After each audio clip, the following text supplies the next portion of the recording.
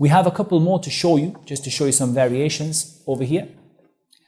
So this is our second ta'weez that we're having a look at. This is the one that I opened. And this one you can see is in a different format. It has some things that have been stamped on with soluble ink, like a stamp. And then it has some writing that has been done below. So let's again ask ourselves, how much of this is from the Quran? So again, we established the principle that the only difference of opinion with regard to ta'weez are those which are from the Quran.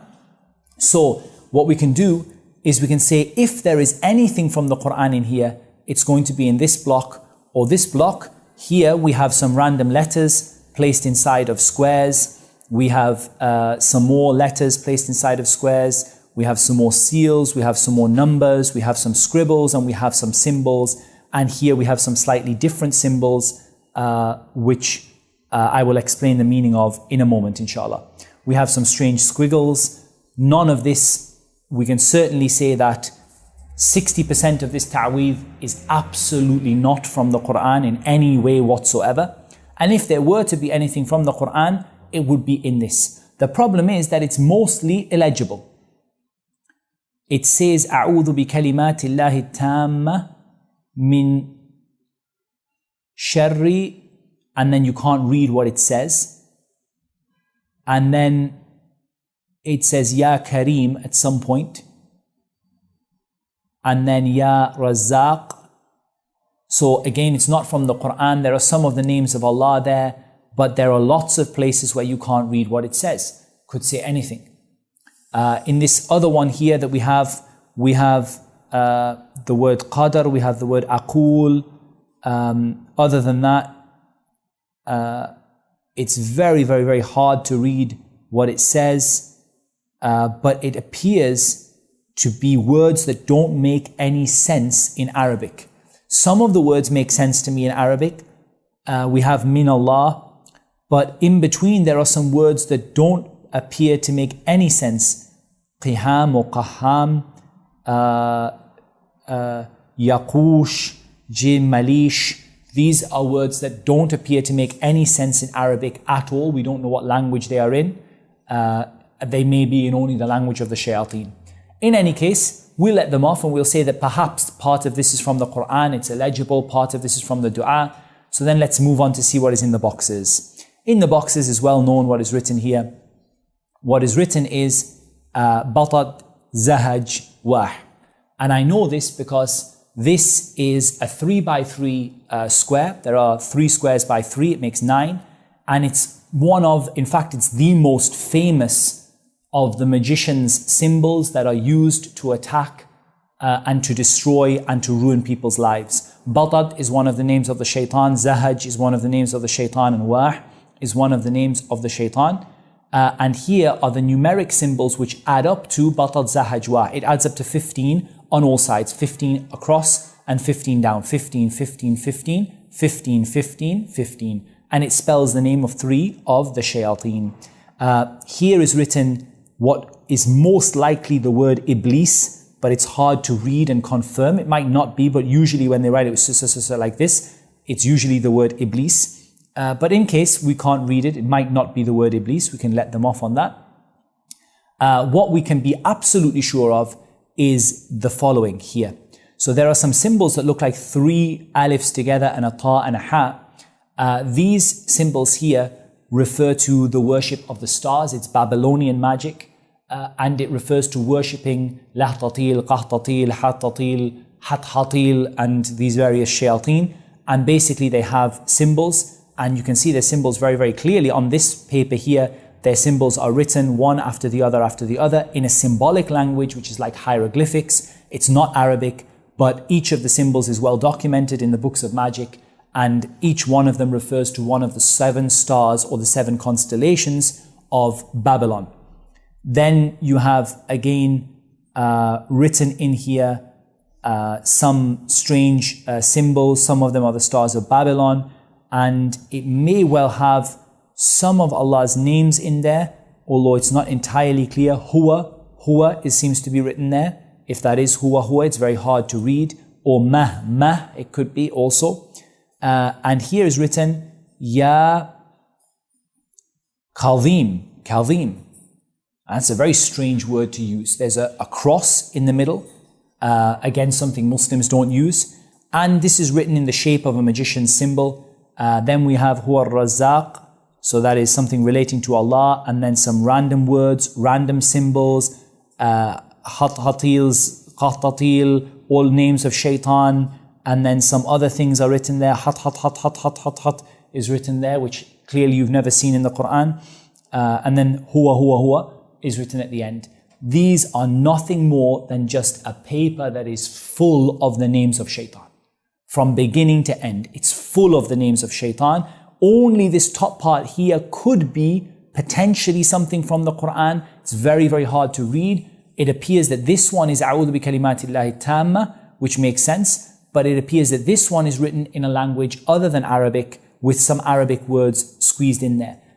Khwani, these are given to people who Arabic is not their first language. Let's be honest. They're given to people usually from the Indian subcontinent who Arabic is not their first language. So they see something that looks like it's written in Arabic. They see Huwa Razzaq and they think, that's in Arabic. I know that from the Quran. Few words, A'udhu bi kalimatillahi tamma. So they think this is from the Quran. And then when you look at it and read it, anyone who speaks Arabic fluently can see immediately that it's full of the names of shaitan. Full of the names of shaitan. Names shaitan, 1, 2, 3 names of shaitan, 4 names of shaitan, 5 names of shaitan, 6, 7, 8, 9, 10 names of the shaitan, just on this paper, just from what I can see, and I haven't even started interpreting it yet in terms of what else is on there. You can't carry a paper with 10 of the names of shaitan around your neck. That is not going to bring you any good. That is not going to bring you any barakah. And look at how they disgrace the names of Allah. Look at how they write Allah's name and then they write the names of the shaitan below it. And they seek help. And look at the random words. Look, crosses. SubhanAllah, the basic concept, Muslims don't write crosses. SubhanAllah, from the most basic things. And there's a cross there. There are some words in here. All of these different strange words that only the shayateen understand what they mean. Here, and then some other words, and then huwa, sattaw, khiyar, like bits, random words, 1 word of Arabic, 3 words of gibberish. And as you can see, this is not from the Quran. This is not what is narrated from Abdullah ibn Amr ibn al-As radiallahu anhuma, if indeed it is authentic and there is some weakness in it. And likewise, all of these other things that are written here, none of this is from the Quran, ya ikhwani. This is nothing but the names of the shaitan, random words that are understood by the shaitan, and symbols and letters. And again, we can cover these boxes of 3 by 3. These are based upon, again, Persian magic, which is Zarkash Kawayan, which is a 10 by 10 square with letters and symbols that are written in order to worship the shaitan and to seek help from the shaitan at certain times. And a person was given this, wallah, he wasn't given it by a Hindu. He wasn't given it by a Sikh. He wasn't given it by a Christian.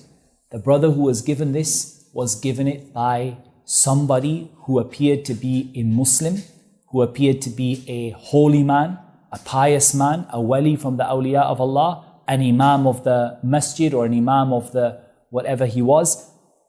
This is the man who gave him this. These people will not come to you with horns. They will not come to you and say, I am from Iblis. They will come to you and say, Assalamu alaikum, my name is Muhammad, look at my beard. And I will give you something that will heal you. Say, Alhamdulillah, I have something that will heal me. Alhamdulillahi Rabbil Alameen, Ar-Rahman Ar-Rahim, Maliki Yawmiddin.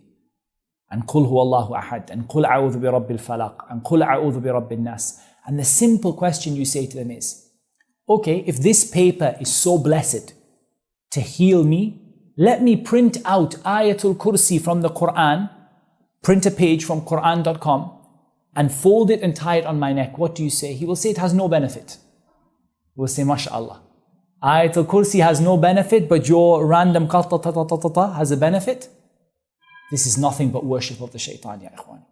Worship of the shaitan that takes a person outside of Islam.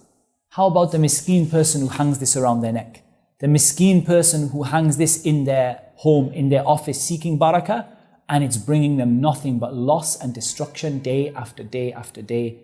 And we haven't even, gone into it. If you study these in some detail, You can find even more names of shaitan in them, even more twisted words, even more evil in them. This is just looking at them from the outside, you can see.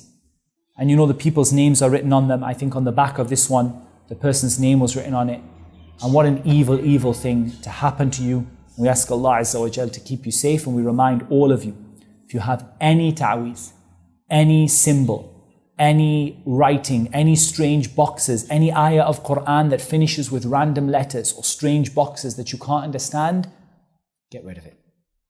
Go and take it and dispose of it in a proper way that is respectful to the ayat of Allah that are written there, but is going to remove this evil and this torture and this torment that will come upon you if you were to keep it with you.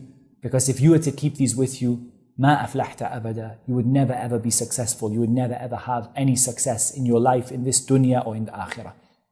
So this is an encouragement. We again will post some links on how to destroy them, and we'll also post some links to a project which exists to educate people about the evil of these things, and some videos there as well, inshallah ta'ala. So we'll post the links to that along with this video, bi'idhnillah. So we ask Allah Azza wa Jal to keep you all safe. We ask Allah subhanahu wa ta'ala to protect us and to protect you with His protection. We ask Allah subhanahu wa ta'ala to teach us what benefits us and to benefit us with what He teaches us, and to guide us to the best of this world and the next. Assalamu alaikum wa rahmatullahi wa barakatuh.